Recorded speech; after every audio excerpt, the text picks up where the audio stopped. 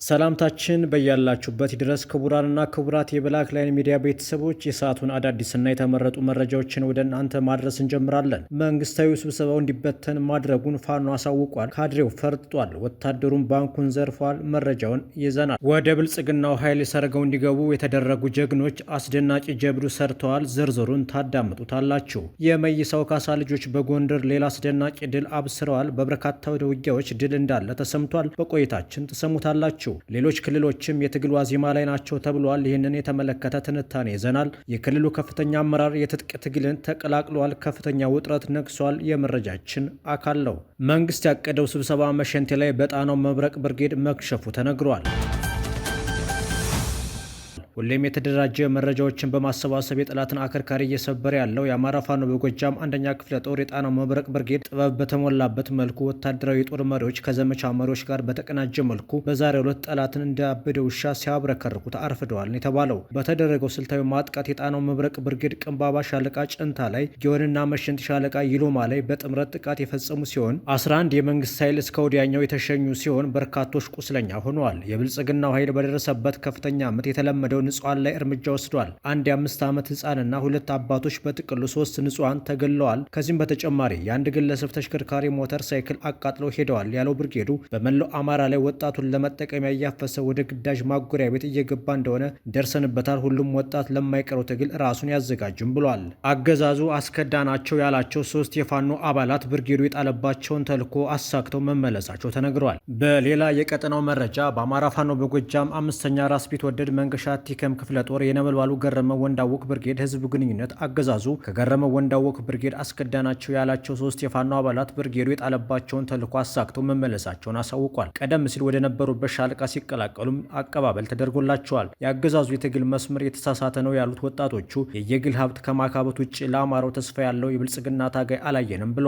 አገዛዙ እንደተቀላቀሉ ከፋኖነት ወደ ብልጽግና የመጡ በማለት ለእያንዳንዳቸው 9400 ብር ማበረታቻ ማግኘታቸውን ተናግረዋል። በመሳሪያና በጊዜያዊ ጥቅም እየተደለለ እንጂ እውነተኛው ትግል የት እንዳለ ሁሉም ተረድቷል ያሉት ወጣቶቹ ከአገዛዙ ጋር ያሉ ኃይሎች ለተጀመረው ትግል የሚጠቅመውን ሀብትና ንብረት በመያዝ ወደ ፋኖ እንዲቀላቀሉ ወጣቶቹ ጥሪ አቅርበዋል። ወጣቶቹ ፋኖ ውዱ ማተቤ፣ ፋኖ ይከበር አስማማውና ፋኖ የቻለ ሽታው እንደሚባሉ ብርጌዱ አሳውቋል። በዚሁ ክፍለ ጦር ጓጉሳ ብርጌድ በአገዛዙ ሰራዊት ላይ ሰብአዊና ቁሳዊ ኪሳራ ማድረሱ ተነግሯል። የአማራ ፋኖ በጎጃም 5ኛ ክፍለ ጦር አካል የሆነው ጓጉሳ ብርጌድ በአጎብዳጁ የብልጽግና ሰራዊት ላይ እርምጃ ወስዷል። መነሻውን አዘና ከተማ በማድረግ ፋኖን አጠፋለሁ ወደ መሳለሁ በሚል ፋሽስታዊ እሳቤ ወደ አንበራ ቀበሌ በመምጣት የለመደውን የዘረፋና ጭፍጨፋ ተግባሩን ሊፈጽም ቢያስብም የክንደ ብርቱዎቹ ጓጉሳ ብርጌድ ፋኖች በፈጸሙት ጀግንነት ጠላትን አይቀጡ ቅጣት በመቅጣት 3 ሙት 2 ቁስለኛ በማድረግ ወደ መጣበት አቅጣጫ መልሶታል። በደረሰበት ሰብአዊና ቁሳዊ ኪሳራ የተበሳጨው ነውረኛው ጠላት ነዋሪነቱ ዳንግላ ወረዳ የሆነ በግንበኝነት ሙያ በቀን ስራ ተሰማርቶ ይኖር የነበረውን አንድ ንጹህ ዜጋ ላይ እርምጃ መውሰዱን የክፍለ ጦሩ የህዝብ ግንኙነት ኃላፊ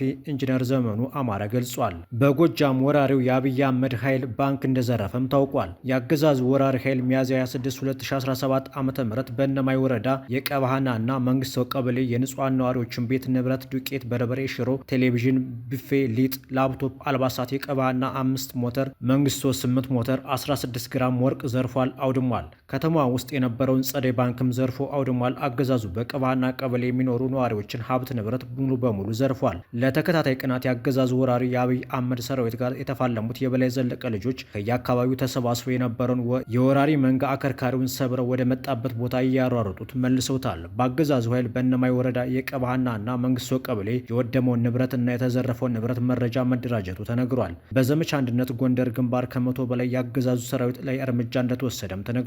የአማራ ፋኖ አንድነት በጎንደር የጎቤ ክፍለ ጦር በሻለቃ እሸቴ አሸብር የሚመራው የደጀን ብርጌድ በሻለቃ ብርሃኑ ሙላውና ሻለቃ ደሳሌ ተቀባይ የሚመሩ ሻለቆች በጥምረት በማዕከላዊ ጎንደር ዞን ታች አርማጮ ወረዳ ልዩ ቦታው ሙሴ ባም፣ ደበዝና ኩርቢ በተባሉ ቦታዎች በልዩ ወታደራዊ ስልት የመንግስትን ኃይል በመሰብሰብና ቆራርጦ በመክበብ ጠላትን ያፈራረሰ ወታደራዊ ድል ተገኝቷል። በ3 ቦታ በተደረገ አውደ ውጊያ ከ48 በላይ ሙት 22 ቁስለኛ እንዲሁም 25 እጅ የሰጠ ምርኮኛ ሆኗል። 1 ብሬን፣ 2 40 ጎራሽ ክላሽ፣ 55 ክላሽ እና በርካታ በርካታ ተተኳሽ ጥይትና የእጅ ቦምብ ከጠላት ተማርኳል። በዚህም የታች አርማጮ ወረዳ የጸጥታ መዋቅር ሙሉ በሙሉ ፈርሷል። በጠገዴ ወረዳ የጎቤ ክፍለ ጦር ዋግሹም ብርጌድ በቀጠናው የነበረውን የጠላት ቅጥረኛ ኃይል በማጥቃት 24 ሞት ቁጥሩ በውል ያልታወቀ ቁስለኛ ሲሆን 45 እጅ የሰጠ ምርኮኛ ሆኗል። አካባቢውን ከግፈኛው አገዛዝ በማጽዳት ነጻ ማውጣትም ተችሏል። የአማራ ፋኖ አንድነት በጎንደር የራስ አሞራ ውበነ 3ኛ ኮር አያለው ብሩ ክፍለ ጦር በሰሜናዊ ጎንደር ቀጠና ወቅን አካባቢ በደፈጣ በወሰደ ኦፕሬሽን 2 የጠላት ወታደራዊ ተሽከርካሪ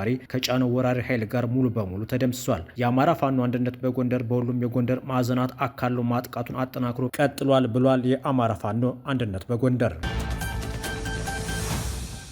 አገዛዙ በአጭር ጊዜ ውስጥ ከቤተ መንግስቱ ቁንጮ ከጠቅላይ ሚኒስትር አብይ አህመድ ጀምሮ እስከ ታችኛው የቀበሌ መዋቅር ድረስ ሚና አልባ እንዲሆንና የሚመካባቸውን የአምባገነንነት ጉልበቶቹን እንዲያጣ ያደረገው የአማራ ፋኖ ነው። አገዛዙ ዛሬ በሁሉም የሀገሪቱ ግዛቶች ብቻ ሳይሆን በመላው አፍሪካና በመላው ዓለም ሁሉ የተናቀና ውዳቂ እንዲሆንም አድርጎታል። በኢትዮጵያ ምድር የይስሙላ መዋቅር እንዳለ በሚያስመስልበት ደቡብ ኢትዮጵያና ኦሮሚያ እንኳን ውስጡን እየተገዘገዘ የቀብር ዋዜማው ላይ አድርሶታል። በስጋትና በህዝብ በመጠላት ደረጃ ሐዋሳ ያለው የብልጽግና ከባህር ዳሩ የተለየ አይደለም። አርባ ምንጭና ወላይታ ሶዶ ያለው ካድሬ ጎንደርና ደባርቅ እንዳለው የባዲን ቅሪት ሁሉ የተናቀና የተጠላ ነው። ነፍጥ በማንሳት በኩል ከተፈጠረ የመቅደምና የመከተል ሂደት ውጭ አምቦ ያለው የሽመልስ አብዲሳ ሎሌ ካረጋ ከበደው የማርቆስ አሽከር የተለየ የህዝብ ቅቡልነት የለውም። የናዝሬት ህዝብ እንደ ደም መላሿ የእጅዋ ንግስት ወልዲያ ቀድሞ በአገዛዙ ላይ እጁን ካለማንሳቱ በስተቀር ልቡ ከሸፈተ ቆይቷል። ሻሸመኔ ከደሴ ወይም ከደብረ ብርሃን የተለየ ህዝባዊ ምሬት የለም። በኮሪደር ልማት ሰበብ የመከራን ጥግ የቀመሰውና እየተራበ አድጋል፣ እየተፈናቀለ ተለውጣል፣ እየተዘረፈ ለምታል፣ እየተገደለ ሰላም ሆናል የሚባለው የአዲስ አበባ ህዝብን በእንጦጦ ተራራ ሰማይ ላይ የምትጮህ ጅራፍን ብትኮን የምታፈነደው የአመፅ እብጠት ላይ ነው። የሸገር አራዶች እርድናን ከጎደለ ጓዳቸው ከተራቆተ ኪሳቸው ጠኔ ካደረቀው ልባቸው ውስጥ ማግኘት ተስኗቸው ነጻነታቸውን የሰገጠ ከሚሉት ነፍጠኛ ጋር ለመፈለግ ማለም ጀምሯል። የ4 ኪሎ ኮሪደር ግማሽ ኪሎ ቀላቢ ያልሆነው አዲስ አበቤ የፒያሳ የምሽት ብርሃን ከሱሉልታ ለማያሻገረው የመገናኛ ዲም ላይት ከኑሮ ጋር ያልተገናኘለት የወዳጅነት ፓርክ የነጻነቱ ሜዳ ያልሆነለት ጎራማይለው የሸገር ሰው ከሰማይ ጠቀስ ፎቆቿ አጥር ስር በተለኮለኮሉ መንደሮች የሚኖረው ህዝብ የመጋረጃው ጀርባ ቁልፍ የሰቆቃ ሚስጥር ገላጭ ሆነው በነተቡ ገጽታቸው ነጻነትን ፍለጋ ላይ ናቸው። የሙስጤፌ መሐመዱ ሶማሌ ክልል በኦነግ ኦህዴድ መራሹ ስርዓት ባለፉት 6 ዓመታት የደረሰበት ግፍ አስቀድሞ ስርዓቱ እንዲጠየፍ አድርጎታል። የጅግጅጋው መንግስት በድሬዳዋ አስተዳደር ጉዳይ የተወሰደበት ግልጽ የበላይነት በአገዛዙ ላይ ያለውን እምነት እንዲያጣ አድርጎታል። በዚህ ወቅት በየትኛውም የሶማሌ ጎሳ ውስጥ እነ ሙስጤፌን መሐመድን በግለሰብ ደረጃ እንጂ አብይ መራሹን የብልጽግና ስርዓት እንደ መንግስት መቁጠር ካቆመ ዓመታት ተቆጥሯል። የለማ መገርሳና ቡድኑ 80 ከመቀደዱ አስቀድሞ በተጠና እቅድ የአዲስ አበባን ዲሞግራፊ ለመቀየር የመቆመሪያ ካርድ ሆኖ ያገለገለው ሶማሌ በብዙ ዓመታት የሚመነዘር በደል በ2 ወራት ብቻ እንደተፈጸመበት የሚዘነጋ አይደለም። ከኦጋዴን ማዕድንና ከሶማሌላንድ የባህር በር ጋር በተያያዘ ከጦርነትና ውጥረት ተፋቶ የማያውቀው የምስራቁ ጀግና የሶማሌ ህዝብ ከብልጽግና ጎን የሚሆንበት ምንም አይነት ምድራዊ እውነት የለም። የ4 ኪሎ ባለዙፋን በከሰረ የዲፕሎማሲ መንገዱ በቋንቋም በባህልም በሃይማኖትም የበዛ አንድ አይነትነት ካለው ከሌላኛው የሶማሌ ወገን ነጥሎ ጦር ሲያሰብቅበት የከረመን ፋሽስታዊ ቡድን እንደ መሪው ሊቀበል አይችልም። የወዲድ ብልጽግና ሹመኛው ደመላሽ ገብረ ሚካኤል በሚመራው የፌዴራል ፖሊስ መስሪያ ቤት በኩል መለዮ ለባሽ ፖሊሶችን በኢሳ ጎሳና በአፋር መካከል አስርጎ በማስገባት ዛሬም ድረስ የቀጠለ ውጊያ በሁለቱ ህዝቦች መካከል እንዲካሄድ ማድረጉ መላውን ሶማሌ እንዳቆሰለ ነው። መንግስታዊ የሙስጠፌ መሐመድ አስተዳደርም ቢሆን ከፕሮፓጋንዳው በስተጀርባ የኦህዴድ መራሹን ሁለገብ የአገዛዝ መንገድ በሚጠየፍ ህዝብ የተሞላ ስለመሆኑ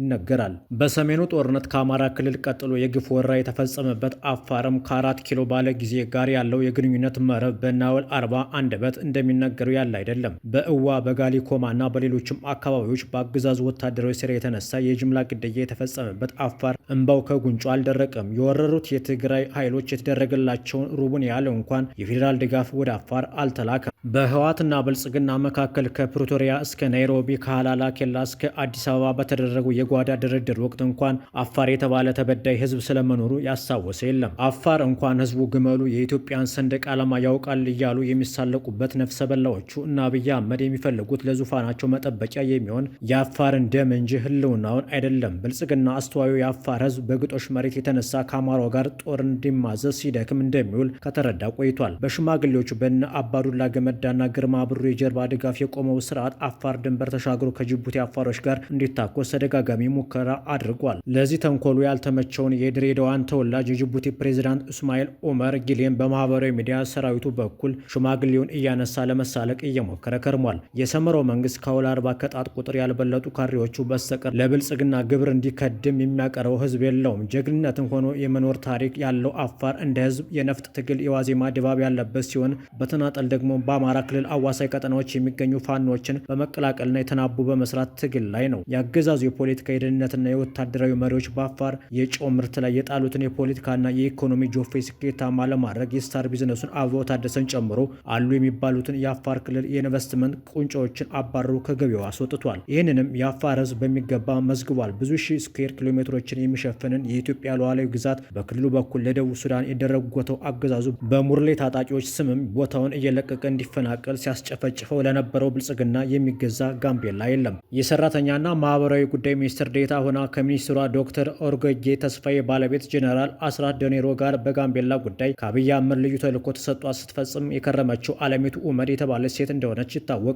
ጄኔራል አስራት ዴኔሮ በመተከል በጉምዝ አማጽያን ስም የተካሄደውን አማራን በጅምላ የመግደልና የማፈናቀል መንግስታዊ ተልዕኮ ሲፈጽም የኖረ መሆኑ ይታወቃል። አለሚቱ ኡመድ በዚህ ወቅት የክልሉ ርዕሰ መስተዳደር ተደርጋ የተሾመች ሲሆን ለደቡብ ሱዳን የሳልቫ ኪር መንግስት ከተሰጠው መሬት የተረፈውን ወደ ኦሮሚያ ለመጠቅለል እየሰራች ነው። በተሾመችበት ዓመትም እሬቻን ጨምሮ ኦሮሞ ነክ ሁነቶችን በማዘጋጀት ስራዋን እንደጀመረች የጋምቤላ ልጆች ያውቃሉ። ያገዛዙ የጋምቤላ ፕሮጀክት ኢኮኖሚያዊ ሚዛኑ የሚበልጥ ሲሆን ሰፋፊ የእርሻ መሬቶችንና የማዕድን ቦታዎችን ለከዳሚዎቹ ለማደል ለመቆጣጠርና ለመቀራመት ያለመ ነው። ለዚህም የአማራዎቹ የነ ትልቅ ሰው ገዳሙ ኢንቨስትመንት በተጠና መንገድ እንዲወጣ እየተደረገ ነው። ጋምቤላ የኦሮሞ ነው የሚል ትርክ ለመፍጠርም ከሀገሪቱ የደህንነት መስሪያ ቤት ጋር በመመሳጠር በሸኔ ስም የሚንቀሳቀሰው የጫካው ብልጽግና ወደ ከተማዋ እንዲገባ እንደተደረገ ይታወሳል። ይህ ሁሉ ተንኮል ግን አንዱም ከጋምቤላውያን የተደበቀ አይደለም።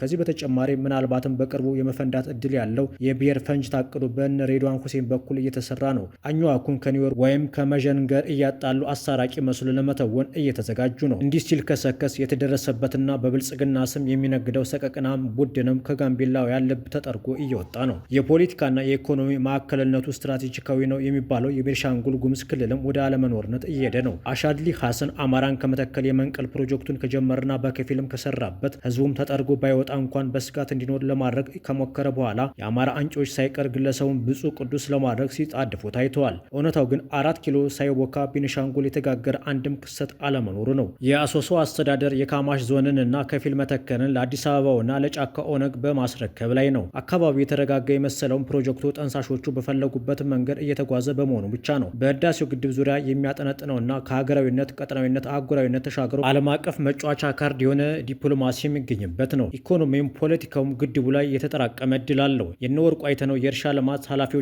ሰራተኞች በመንግስት የጸጥታ ኃይሎች የተገደሉት በአካባቢው ሊተከል የታሰበው አዲስ የኦሮሞማ ሰፊ የእርሻ ፕሮጀክት መንገድ ጠረጋ ካለው የሸርቆሌ የመንጌና የኩሙሩክ የወርቅ ማዕድንም በአብይ አህመድ ጀሌዎች ክፉ ጥፍር ሊቆፈር ታቅዷል። የወንበራ ቡና የቡለን እብነበረድ የድንጋይ ከሰል የጣንና ሙጫ ምርት ላይ ያፈጠጠው ያገዛዘው ሳይበላ አይመለስም። አማራውም ሆነ ሽናሸው ጉምዙም ሆነ በርታው ሁሉም ህዝብ ይህንን የብልጽግናን አይን ያወጣ ስግብግብነት ጠንቅቆ ያውቋል። ብልጽግና በትግራይ ቀድሞውንም የለም ወደፊትም እንደማይኖር የመንጋትና የመምሸትን ያህል የቀረበ እውነት ነው። እና አብርሃም በላይና አረጋዊ በሬ እንኳን የትግራዊነት የቤተሰብ ቅቡልነት እንኳ የሌላቸው መናኛዎች ናቸው። እነዚህ ሁሉ ሀቆች የሚነግሩን የአማራ ህዝብ የጀመረው የነጻነት መንገድ እልፍ ኢትዮጵያውያንን አስከትሎ በአጭር ጊዜ የድሉ መዳረሻ እንደሚጨብጥ ነው። ይህ ተራ ምኞት አይደለም። ምናባዊ የማይጨበት ተስፋም አይደለም። ለጊዜው የፖለቲካዊ ሚዛን ሲባል የሚነገርም አይደለም። ይልቁንም ከአማራ ህዝብ የትግል ፊት ለፊት የሚገኝ የተጨበጠ ግዙፍ እድልና እውነት ነው። ብልጽግና በአማራ ህዝብ ዘንድ አካሉም መንፈሱም ተጠርጎ እየወጣ ነው። ከሁሉም የቀደመ በጭ መላጭ የመሳብ ምክንያት ስለነበረው ያንን እያደረገ ነው። የሌሎች ኢትዮጵያውያን ተከታይነትን በቅርቡ እየተገለጠ መሄዱ አይቀርም። የብልጽግና ዙፋን ራሱ በዘራው የሴራ እሾ ተሞልቶ መቀመጫ ነስቶታል። የአማራ ህዝብ ትግል ቀድመን ያነሳናቸውን የሀገሪቱን ውስን አልባ ጠማማዎች ሁሉ የማድረቅ እድል ያለው ነው። በሂደቱ ውስጥ በሌሎች ዘንድ የሚኖር መዘግየት በማንም መስዋዕትነት ሊደፈን እንደማይችል ማወቅ ይገባል። ትግሉ ለዘገዩት ሁሉ ዘብ እየሆነ የሚቀጥልበት እድል የለውም። ህልውናውንና ነጻነቱን ባነገተው ነፍጥ እያረጋገጠ ያለውን የአማራ ፋኖ መንገድ መከተል ከባርነት የመውጫ ብቸኛ ስልት ነው። ከሁሉም ልብ የወጣው ብልጽግና የክፋት እጁ ተቆርጦ እስኪቀበር በጽናት መግጠም ይጠይቃል። የወቅቱ የአማራ ህዝብ ትግል ምርጫ የለሽ ነው። ሌላው ህዝብም የሚጋራው ይህንን ነው። የትግል ሜዳው አርበኝነትና ባንዳነት፣ አሸናፊነትና ተሸናፊነት፣ ጀግንነትና ፈሪነት፣ ተኳሽነትና አልቃሽነት የሚተናነቁበት እንጂ አጓጉል ሚዛናዊነት የሚስተናግድበት አይደለም። አንዳንዱ ትግል ወዳጅ ካልሆን ጠላት ነህ ማለትን ያስገድዳል። የዚህኛው ዘመን ፍልሚያ እንዲህ ያለ ጸባይ እንዳለው ብዙዎች ይስማማሉ። በአማራ ምድር ብልጽግና ሆኖ ህዝቡን የሚያስገድል ባንዳ ላይ ምክንያታዊ እርምጃ በሚወሰድበት ጊዜ ሁሉ ወንድሙ ከወንድሙ ተገዳደለ ለማለት የሚቃጣቸው ቡክኖች ብዙ ናቸው። ለእነሱ ሰሚ ልብና ጆሮ የለም። ነገ በሌሎች አካባቢዎች በሚቀጥለው ትግል ላይም የሚሽረው እውነት እስካልመጣ ድረስ መርህ ሆኖ ይቀጥላል። በቅርቡ ወደ ኤርትራ የኮበለሉት የአፋር ክልል ከፍተኛ ባለስልጣን የትጥቅ ትግል መጀመራቸውን በይፋ አውጀዋል። የአፋር ክልል ምክር ቤት አባልና የክልሉ እንስሳትና ተፈጥሮ ሀብት ልማት ቢሮ ኃላፊ ሀጂ ኢብራሂም ኡስማን ሚያዝያ 11 2017 ዓ.ም አጃቢዎቻቸውንና ክልሉ መድቦላቸው የነበረውን ተሽከርካሪ ከነሹፌሩ ይዘው ወደ ኤርትራ መኮበለላቸው አይዘነጋም። ሀጂ ኢብራሂም ኡስማን ከኮበለሉ በኋላ የብልጽግና ቡድንን ለመገርሰስ ከሌሎች ባለደረቦቻቸው ጋር በመሆን የትጥቅ ትግል መጀመራቸውን በይፋ አውጀዋል። የአፋር ክልል በአብይ አህመድ መራሹ ስርዓት ከፍተኛ በደል የደረሰበት ህዝብ ነው። በተለይም ከሶማሊያ ጋር የጎሳ ጦርነት ውስጥ እንዲገባ በማድረግ ከፍተኛ በደል ፈጽሟል። በሰሜን ጦርነት ወቅት ወረራ የተፈጸመበትና ጉዳት የደረሰበት ቢሆንም በስምምነቱ ወቅትም ሆነ በመልሶ ግንባታ ወቅት እንደ አማራ ሁሉ የተገለለ ህዝብ ነው። ብልጽግና በኦሮሞማ ፕሮጀክቱም የአዋሽ አርባ ቀጠናን ለመውረር እየተንቀሳቀሰ እንደሆነም ይታወቃል። ሩሲያ ምዕራቡን ብቻዋን እየተጋፈጠች ነው አሉ ፕሬዝዳንት ቭላዲሚር ፑቲን። ምዕራቡ ዓለም ሩሲያን ወደ በርካታ ትናንሽ አገራት የመከፋፈል የረዥም ጊዜ ፍላጎት እንዳለው አስገንዝበዋል ፑቲን። ፕሬዝዳንቱ ይህንን አስተያየት የሰጡት ሩሲያ ክሬምሊን ፑቲን 25 ዓመታት የሚል ስም በተሰጠው ዘጋቢ ፊልም ላይ ነው። በሩሲያ አንድ ቴሌቪዥን ላይ ተዘጋጅቶ እሁድ የተለቀቀው ዘጋቢ ፊልም ምዕራቡ ሩሲያ ላይ የሚያሳድረው ጫና ጭምር ያስመለከተም ነው ተብሏል። ፕሬዝዳንት ቭላዲሚር ፑቲን ወደ ፕሬዝዳንትነት ለመጀመሪያ ጊዜ የመጡበትን 25ኛ ዓመት አስመልክቶ የተዘጋጀ ፊልም በርካታ ጉዳዮችን ዳስሷል። ፑቲን በፈረንጆቹ ግንቦት 7 2000 ዓ.ም ነበር ቃለ መሃላቸውን የፈጸሙት። ለሩሲያውያን ድል ወራቸው ከሆነው ግንቦት ጋር የፑቲን 25ኛ ዓመት በዓለ ሲመት መከበሩ ልዩ ትርጉም እንደሚሰጣቸውም ተነግሯል። ናዚ ጀርመንን ካሸነፉበት የድል ቀናቸው በሁለት ቀናት ዝቅ ብሎ የፑቲን 25ኛ ዓመት በዓለ ሲመት ሲከበር ክሬምሊን ታሪካዊ መገጣጠሙን ያጎለዋል። ሩሲያ ብቻዋን የተሰባሰበውን ምዕራቡን ዓለም እየተጋፈጠች ነው ያሉት ፑቲን ከ2000 ቀደም ባለው ጊዜም ውስጡን ሲሰሩብን ነበርም ብሏል። ክቡራን አድማጭ ተመልካቾቻችን ለሰዓቱ የነበረን የዜና ወጃ ይህንን ይመስል ነበር። ሰናይ ጊዜ ተመኘን።